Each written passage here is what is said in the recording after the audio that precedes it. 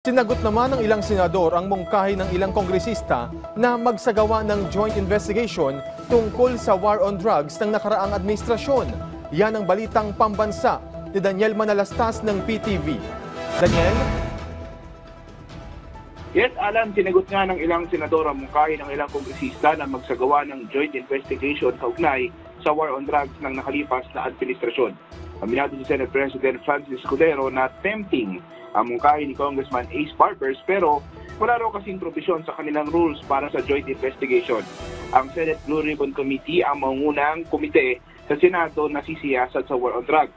Subalit ayon sa chairperson nito na si Senator Pia Cayetano, dahil siya rin ay may kailangang asikasuhin sa iba pang komite na hinahawakan sa pagkasunduan na si Senate Minority Leader Coco Pimentel na ang mag-preside o manguna sa mga gagawing pagdinig na inaasahang bubuo naman ng subcommittee.